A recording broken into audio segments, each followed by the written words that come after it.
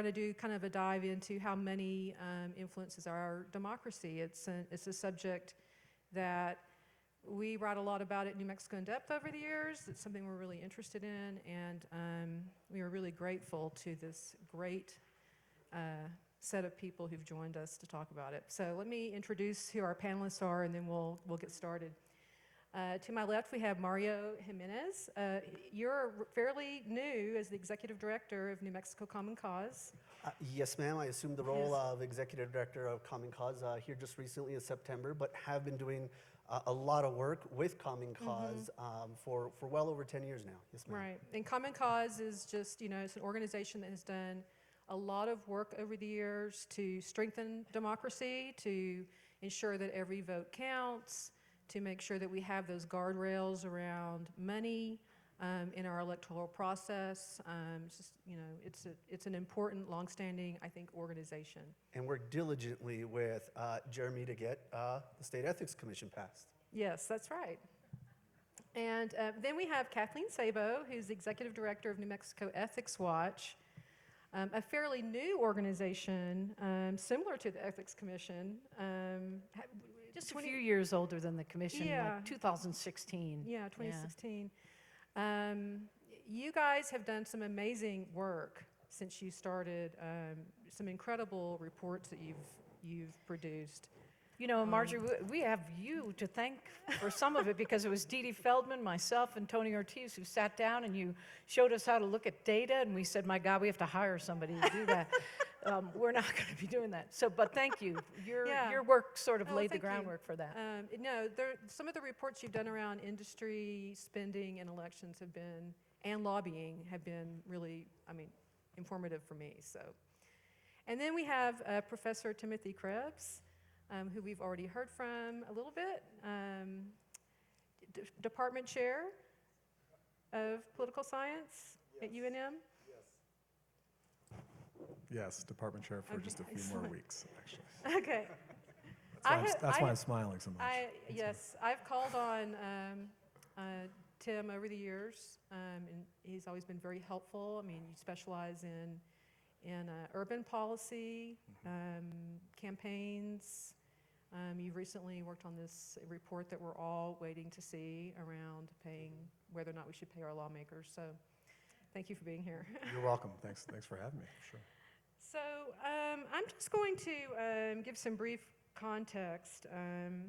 We've heard some really great conversation already, but I think on the topic of money and how money influences our democracy, I think it's notable to point out that as Tripp kicked off at the beginning, he mentioned the long line of corruption that has happened in New Mexico. And, Jeremy talked about public trust, and he talked about how, and I just thought it was a really great point, that distrust is important to creating trust and having the systems in place that we need and the guardrails that we need to make sure that those of us who are distrustful can become trustful is really important. All of these cases of corruption, obviously, most corruption involves money. And we've had these heartbreaking episodes. We won't list them all over the last 15 years. So that's really what we're here to talk about. But I would be remiss if I didn't mention that we just finished our midterm elections and all the money that got spent in our state to influence the outcomes of those elections. And it was tens of millions. I have some numbers, some higher order numbers. I think this is a complicated conversation because it costs a lot of money to run elections these days. But, the governor's race, I think it came out to around, between the two of them, 13 million, roughly, just in 2022 for the general election. At the federal level, it was around 13 million to run the campaigns that all the candidates, this is just the candidates' money. Outside political action committee media spending, I haven't done a completely deep dive into it, but it was around 25 million that got in media buys and digital advertising in New Mexico. And lobbyists contributed around $4 million to state lawmakers, mostly to state lawmakers in 2022. And I need to note that about 80% of that comes from about 20 lobbyists out of around 590 that are registered with the state. So, that's just some kind of context around how much money actually does get spent to shape who is elected and who is in these powerful seats that control our government. And I want to just kind of open up a conversation around real simple question, and I'd love for all of you to weigh in, is what does that money buy? What's the payoff for all of the money that all of these donors and corporations and labor organizations and advocacy organizations kick into elections? Yeah. I think the sort of clearest thing that we can say about the influence of money in politics is that it buys access to elected officials, and it influences parts of the process that are perhaps behind the scenes. Before we get to even voting on legislation on the floor of the House or the Senate, there's that money influences, in some ways, the behaviors of legislators in terms of the kinds of things they may say in speeches and the kinds of amendments they might support in committees. So these kinds of things, it's a bit more pernicious because it's sort of behind the scenes. But it definitely buys access to legislators and to their staffs, and we sort of hope there's going to be some staff support for the legislature in some way coming up, greater staff support. But yeah, that's where we see the most direct sort of influence of money in politics. This topic is so overwhelming. It's like I don't even know where to go necessarily. But I will say this, that sometimes money gets you wins and sometimes it doesn't. And I just want to give an example from a couple of examples. We're nonpartisan, so we look at both sides of issues. And I think it was 2018, Everytown for Gun Safety spent a ton of money in this state, basically because they wanted to ensure that there were enough pro-gun control legislators to enact background checks. And it worked. They got what they paid for. But in this last election, we've looked at a lot of different industries, and one of the industries we look at closely is oil and gas. And oil and gas spent heavily on pro-industry candidates, and 4 out of the top 5 legislative candidates who took money from the industry lost. They were all Republicans. And then the two of the top Democrats who took money from the industry, they went for leadership positions, Patricia Lundstrom and Doreen Gallegos, and they lost out for those leadership positions. So sometimes your money gets you what you want, and sometimes it doesn't. And that's a whole nother story about what else money can do. But I just wanted to give that anecdote. Yeah, I would definitely, stack on to access. I mean, that is absolutely the main thing that money is going to buy. The money does buy you access.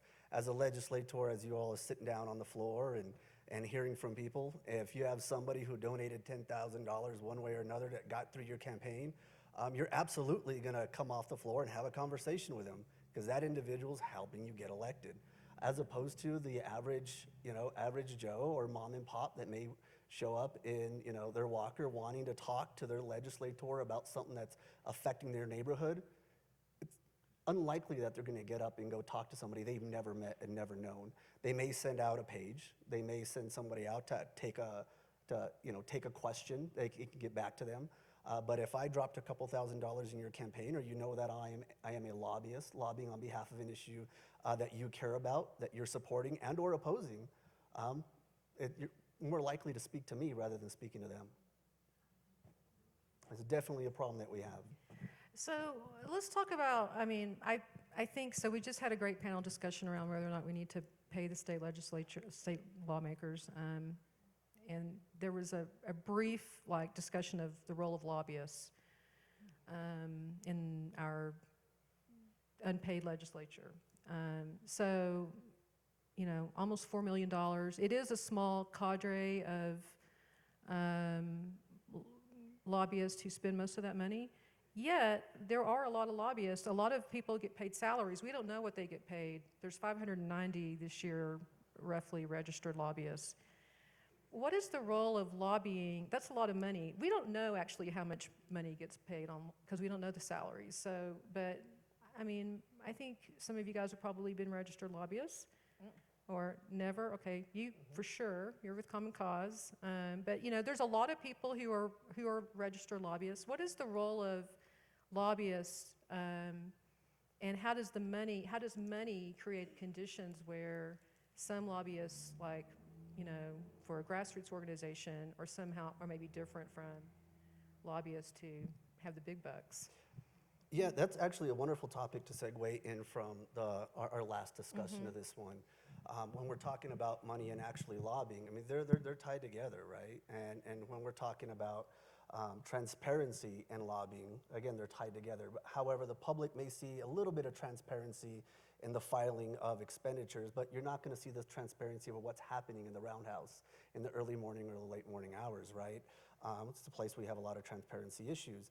But as far as what is that going to get you as a lobbyist, myself, for example, I'm a grassroots lobbyist. I'm not taking out legislators and smoozing them over, $1,000 bottle of wine and, a steak. I'm sitting down having a real conversation of what is affecting their constituents. My power in the conversation is the number of New Mexicans that are supporting the issue that we are bringing to their feet.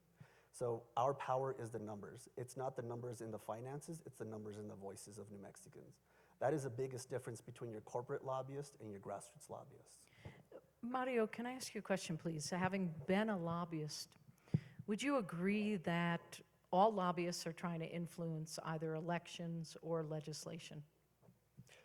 I would say yes, absolutely. Our main goal is to influence. That is our goal. My goal every time I enter that roundhouse is to educate our legislators on issues that are close to the public's interest. And that is my number one goal, to ensure that they are educated on that. And this is where it ties back into, again, our last conversation of making sure that they have a paid staff, making sure that they have the resources themselves to get unbiased information. Because in fact, whether you're a lobbyist for a grassroots or you're a lobbyist for a big corporate individual or a big corporate organization, we're biased in what we're going in there with. My goal is to pass something on behalf of the people. Corporate, their goal is to pass something on behalf of their organization. However, they don't have the staff to properly research and give them the unbiased, unfettered information in order to move forward with a proper decision in the legislation that's before them. Professor, what is the effect, from your perspective, what is the effect on our democracy of the amount of lobbying that occurs? Well, there's the money writ large, but also, what is the concern that we should have around lobbying from your perspective? Well, I guess the first thing I would say about sort of lobbying and lobbyists and interest groups is that, they are essential to the process. They really are, and I think, the First Amendment to the Constitution encourages lobbyists, it encourages interest groups. So when I'm in class teaching, talking to my students about, I was just doing it just this last week, talking about interest groups and so forth. It's just that. It's an essential part of the process, and the First Amendment to the Constitution does encourage it. And I think legislatures all across the country would sort of collapse without the presence of lobbyists, providing the information that they do provide. The problem that I see is it comes in, of course, with the disclosure laws and sort of, the transparency associated with lobbying. We do a pretty good job, I think, in terms of tracking, contributions and their role in electioneering and so forth. But we do a really not so good job in terms of, how much money they're spending actually lobbying. And so, the main difficulty, of course, is sort of a concentration of power among moneyed interests, and how that distorts the policy agenda away from the public interest. And so that's what I see as always the sort of tension in the system.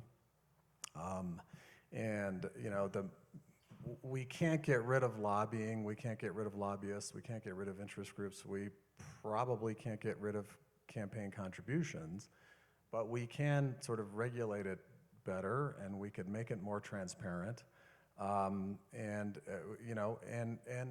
whole issue of distrust and trust that was discussed earlier is absolutely essential. I mean, we have the systems that we have because the framers of our Constitution, for example, were essentially distrustful, and it's our job as citizens, to not trust the government and to question what's going on. But there has to be a balance there between sort of you have to have some trust in the system too, or else everything's going to collapse. And we're sort of at that point now where we're not really trusting it particularly well, and that's a problem that we need to confront. Have you, or maybe Michael, are there studies that you have have you seen a decline in public trust? Yes. Yeah. I mean, the thing about what's interesting about public trust is that it sort of ebbs and flows with the performance of government.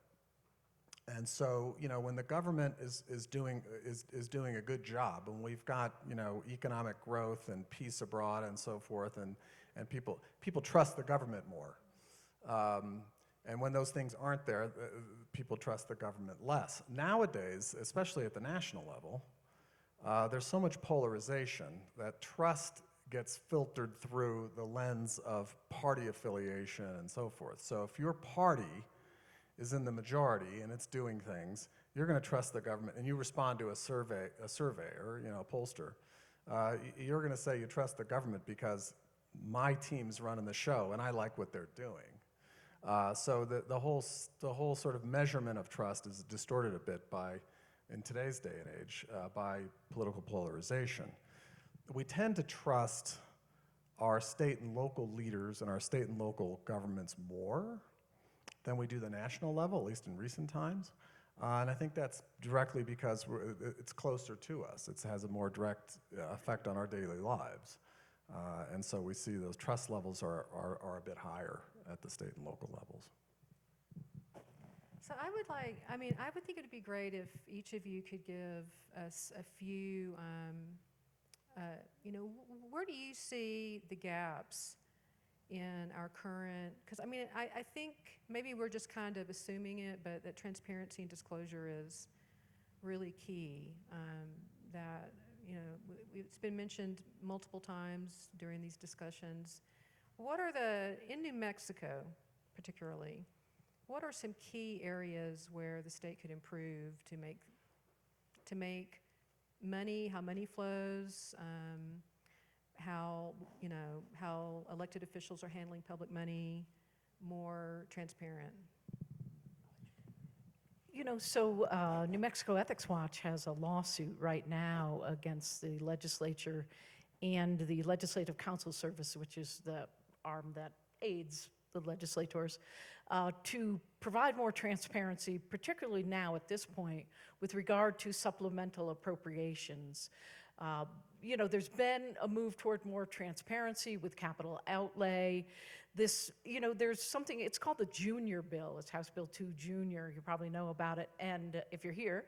And last year was the first time in a while that those appropriations were available, and the legislature voluntarily made things transparent, which is great, but we're trying to get them to make that permanent, put it in statute, and so far we have not come to an agreement on that. So that's, just really making the process as transparent as possible. I could talk about a couple of lobbying things as well that I can also wait do that, okay. So one thing that's different about New Mexico is there's no moratorium on a legislator turning over and becoming a lobbyist. And there's been legislation proposed about that. Certainly the US Congress does that. That's one way that things could really improve here in the state. And I'll just stop with that for now. Let someone else speak.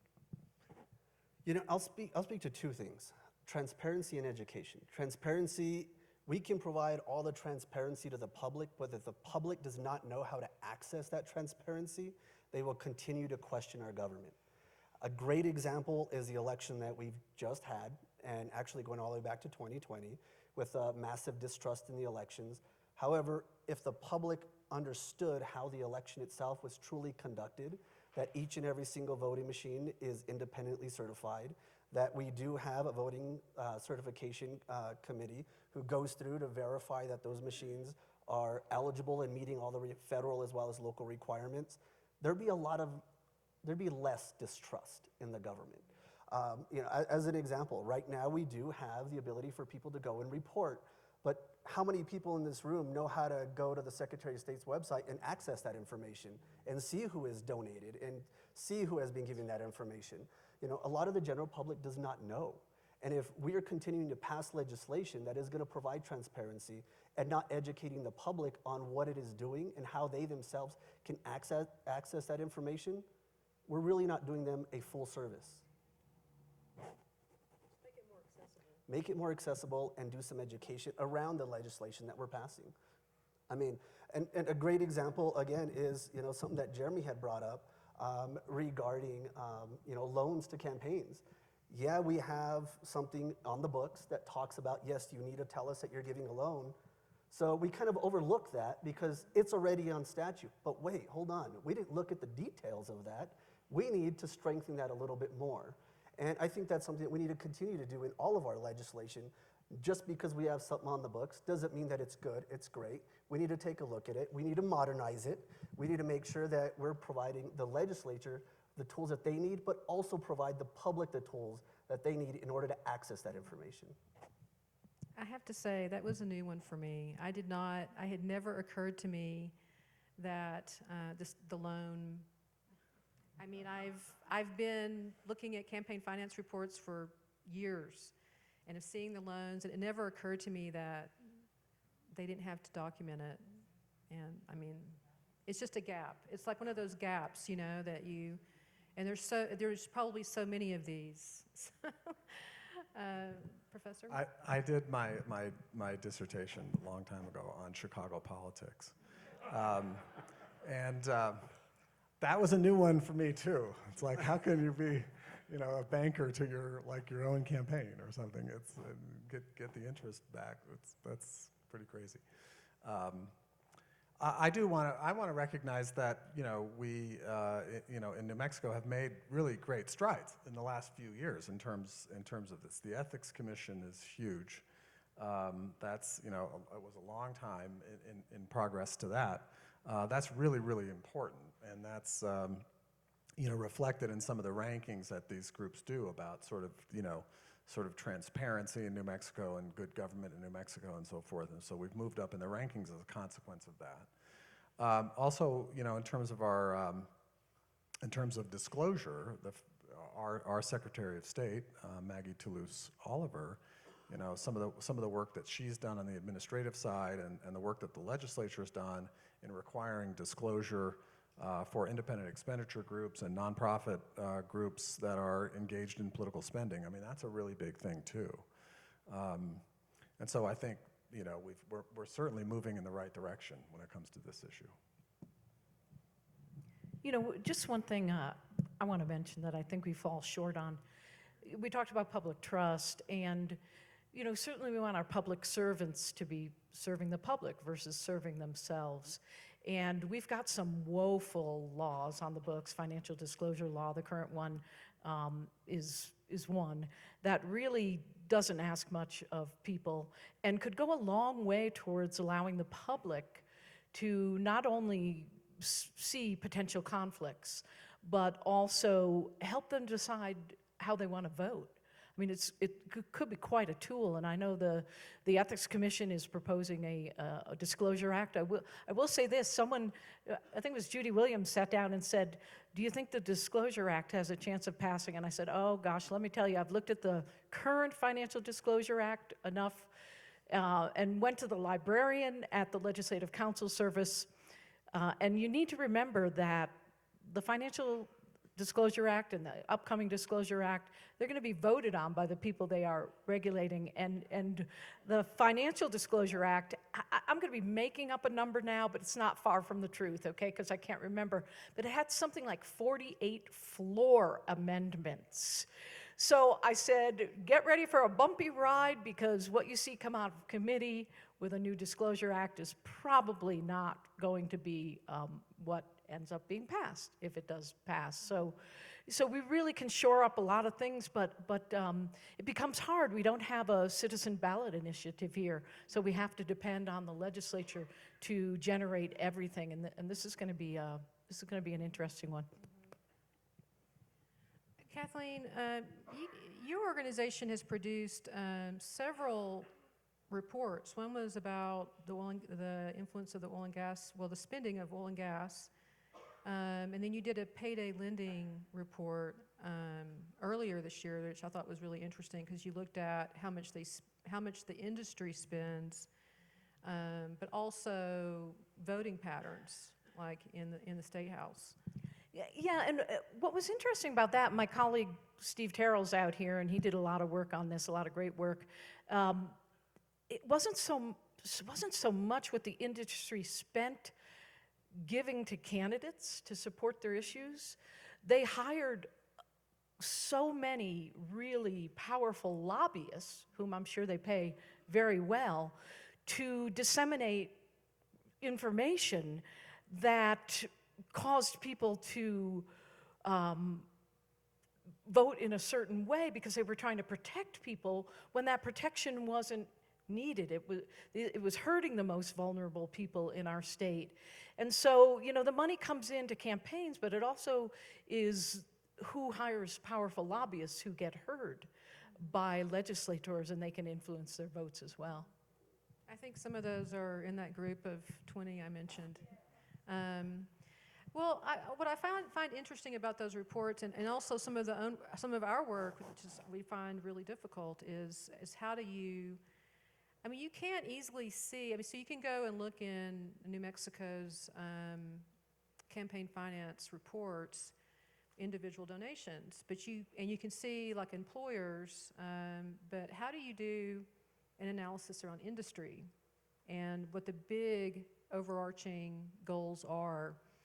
Because what you end up seeing is a lot of companies within industries they're all donating, but it's not something that you can just easily kind of see.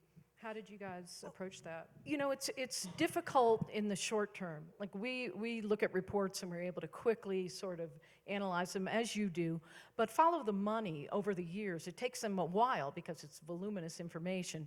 They will group things by industry. And that's followthemoney.org. Everybody can look at it, and you can find out what industries are giving in various states and across the country.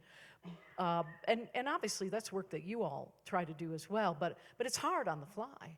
And the campaign finance information system, Steve, I think they're going to hire him at the Secretary of State's office because he calls so often to say, this is missing, or, this isn't working. And so, again, one thing we need to do in New Mexico is provide enough funding to the agencies, all of the agencies, from the State Ethics Commission to the Secretary of State's office to the AG's office, so they can have robust systems, because they can be very problematic.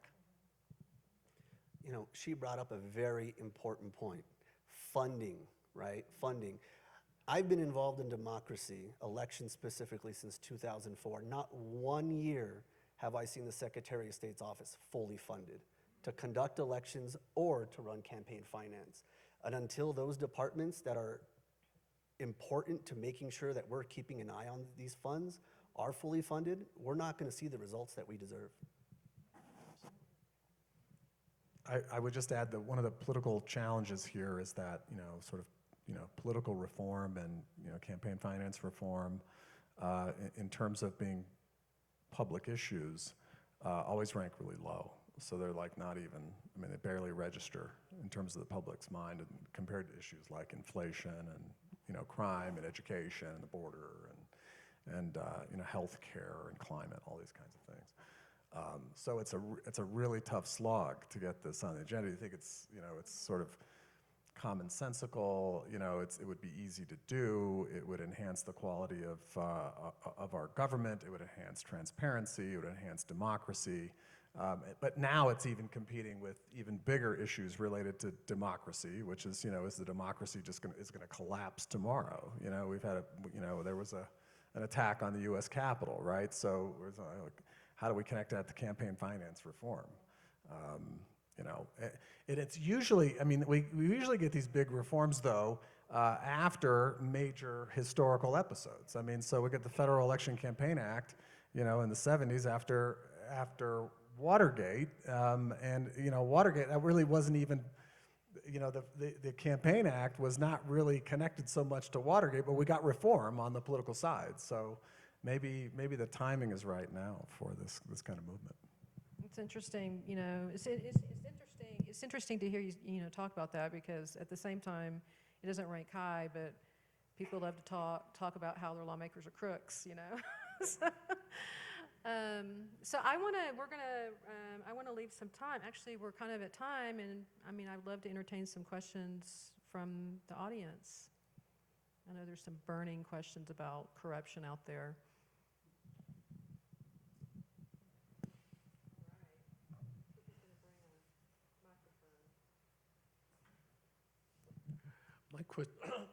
My question is just that campaigns cost more and more and more year after year after year.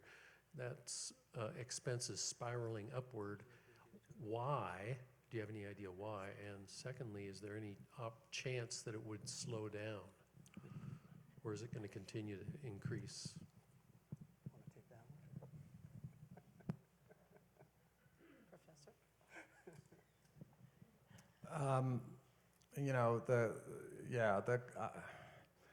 The cost of campaigns are going up. It varies from state to state based on the cost or the expense of the media markets that candidates are running in. Of course, as we get more groups, in the political process, making contributions and so forth, that increases spending. Now we've got outside groups that are part of the process that can spend, it seems, unlimited sums of money, even in state legislative races now. And so, in some ways, you got campaigns and candidates that are trying to raise as much as they can, and they need to spend more and more just to be heard as a part of that sort of information and communication environment. I've noticed in New Mexico in the state house races, a long time ago, it didn't cost very much money really to run a state legislative campaign. Now it costs a lot more money, and so I don't see that abating anytime soon.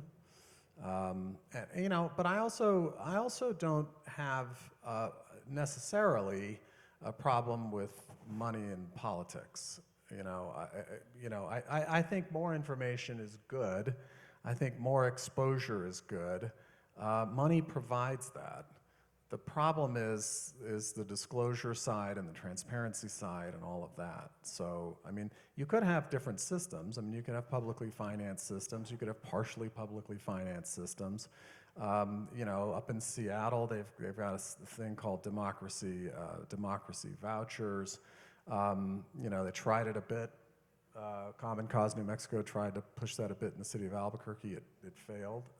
So there are different ways to fund campaigns, and those should be explored as well.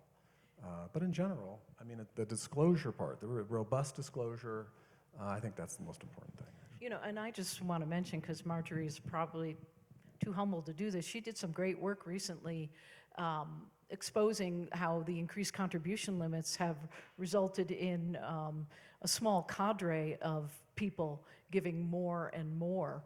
Again, for what reason? Access, who knows? But if you, I don't know, people might find that interesting if you want to talk about that. Yeah, so the state increased campaign contribution limits, and I mean, they did it really to speak to the problem of competition, because the state implemented campaign contribution limits, and I think they first went into effect for the governors in the 2014 election, and that was right after the decisions came down at from the Supreme Court that a lot of people say unleashed outside spending in elections.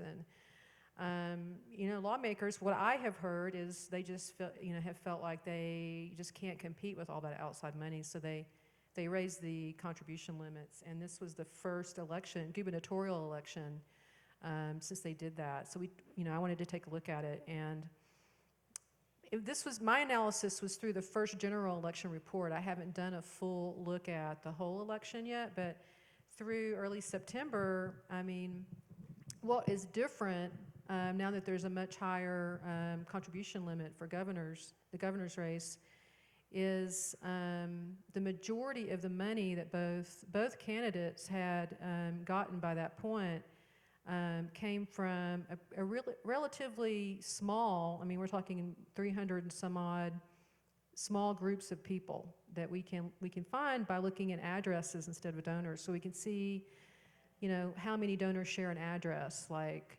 corporations and the owners of the corporations, spouses, children, whatnot. And we were able to identify a really small set of, relatively, given there's like almost 10,000 donations, of groups of people who are giving the bulk of the money, or the majority of the money at that point that had been contributed to the two candidates. Hi. I had a question about, have any of you looked at the role of time in campaigns and campaign costs? We seem to have a never-ending campaign season in America, but every so often you read about different countries that they have limited time frames, and that seems to be more orderly. Are there reasons that we don't do that, or are there reasons we shouldn't do that, or would that benefit us? What do you think?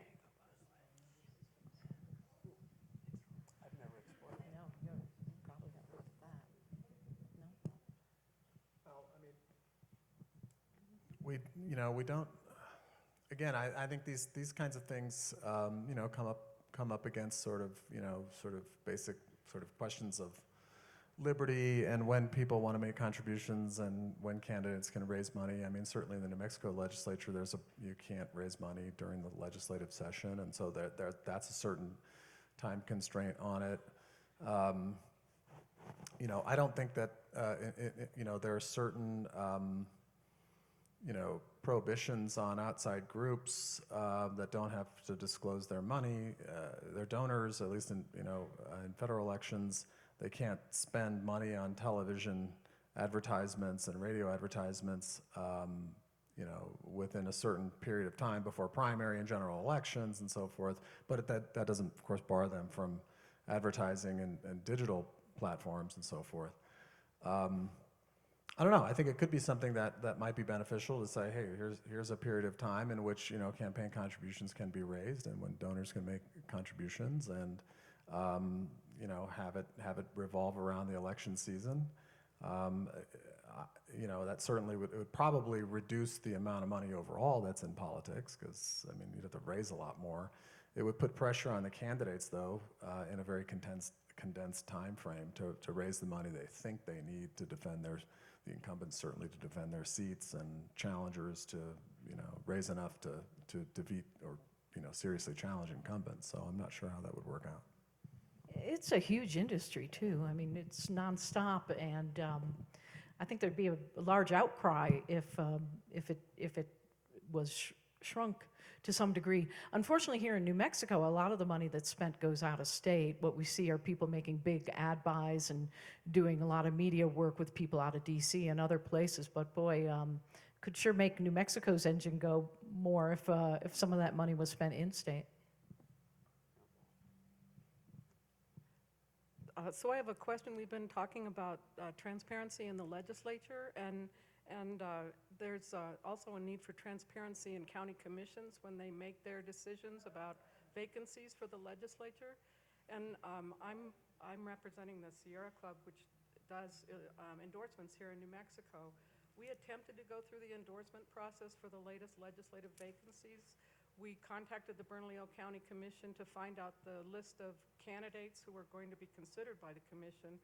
We were told that we would have, and this was the Friday before the commission was making their decision on Tuesday, we were told we had to submit a FOIA request in order to get the list of candidates.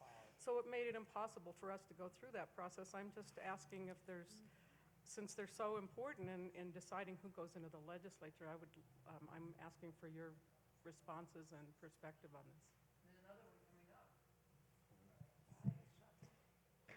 Well, considering that we're primarily talking about the legislature, I mean, definitely, as was mentioned earlier on in conversation, we definitely have to take a closer look at our local governments, which are often overseen, as you just mentioned, and starting to tighten the belt on those.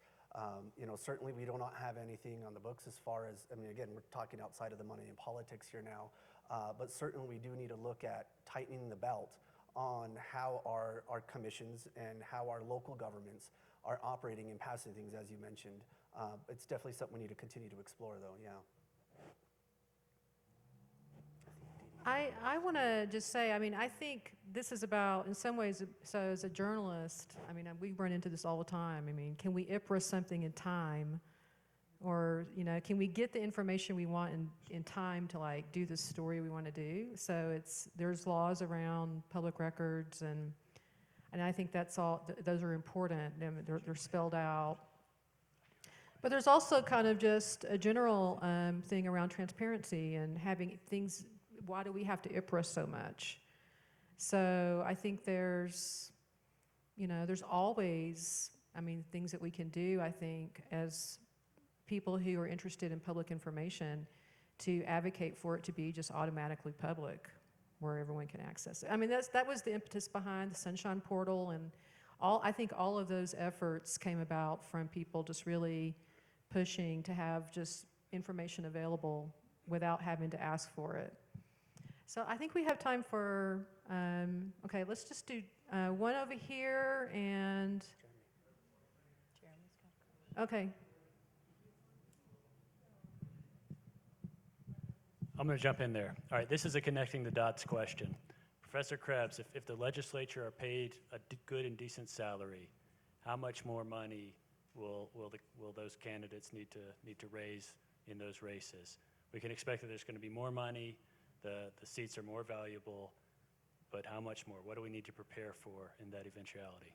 I don't know offhand what dollar figure would be required. It would depend on, you know, what becomes sort of the norm for spending by, you know, it depends on how professionalization, paying our legislators, how it impacts competition in elections. And what we've seen in professional legislatures is that the competition isn't necessarily enhanced, which is a bad thing, but contestation is enhanced. In other words, more people, there'll be fewer unopposed incumbents in all likelihood. You know, in terms of, you know, but what will happen is that the incumbents, because they've now worked really hard, you know, or they're now that seat is more valuable, they'll be raising more money to defend that seat and to stay in that seat, and to use money raising as a way to fend off challengers, to basically scare people off, good people, quality candidates, to sort of scare them off. You know, but in the races where seats are open, or where you've got an incumbent who is vulnerable in some way, as Professor Rocca was mentioning before, you know, incumbents that stray from their district, that get scandalized in some way, that say something crazy on, you know, they become sort of vulnerable. In those cases too, that's going to create an opening for challengers, and if the race is competitive, there's going to be money that's going to flow into those races. And so it's going to raise the costs of those particular contests, and for sure. My inquiry is about, If I may, just real quick, I do want to add to that, what Jeremy had just mentioned as far as tying it all together and bringing it all together. This goes to our last discussion in regards to having a modernized legislature. Yeah, these are going to be more contested races once we have a salary set in place for our legislature. But once they have a paid staff who can do the analyzing of the legislation, the cost of the dollar for those lobbyists goes down. They lost access. Now you as a public are gaining access as your public dollars are now supporting the legislation and the papers that are coming across the desks and the phone calls that are coming into the ears of your senators and of your representatives. This is why it is very important that we do look at modernizing the legislature, because I think that is definitely going to be the crux that is going to tie our three topics that we've had here today together and help improve our government, not only in the money and the politics, but also in the transparency. But again, it goes back to why it's important that we educate the public. I just want to real quickly share some numbers regarding the poll that was mentioned, that was again commissioned by Thornburg and many people in this room and other organizations as well, that we put through with research and polling. There was only 2% of those that were surveyed who knew that our legislature in New Mexico were not paid. 2% of individuals. That alone shows us how our public has no idea how our government is currently running. And until we properly educate them on how it's running and how we can improve government, we're going to continue to spin our wheels. so my inquiry is a question about mechanically, how can a state like New Mexico have public funding, just mechanically, how does that work? And also a question was raised earlier as far as timeframes. We even have national campaigns like in Canada, England, for example, that only last 6-7 weeks. I mean, they're sane. So is there something that can be done the way it's structured that could have public financing? Because this is America, this is New Mexico.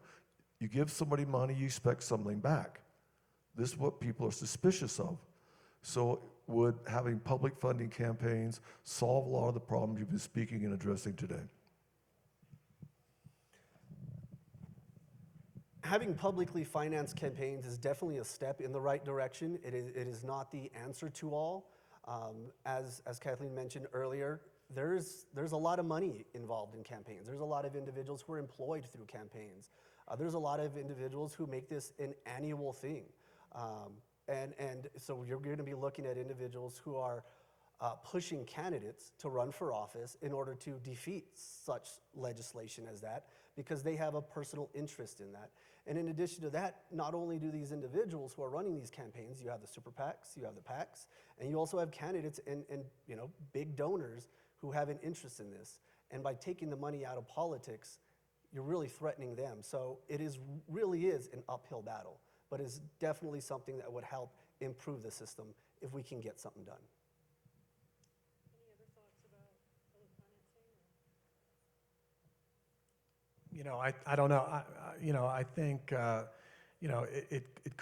it certainly would take out, private dollars from the campaign finance system if you had a purely publicly financed system. The incumbents have so many advantages. It's, the people who are there now would still be advantaged because they have knowledge advantages, they have name recognition advantages, they know how to run campaign they have all these kinds of advantages. So they'd be able to take more advantage of the public funds that came their way. And of course, there's going to be pushback from people who say, look, I don't want my tax dollars going to pay, to fund a position or a candidate I don't agree with. And so that's a real issue, I think, standing in the way of this as well. Okay. Thank you, guys. It was a great panel. Really enjoyed the conversation. Thanks. I want to thank all of you for turning out, and I've talked to several of you, and I would agree with this. I was just impressed with the amount of knowledge and curiosity that came through in this conversation. I've been around this stuff for a long time, and I learned a lot today.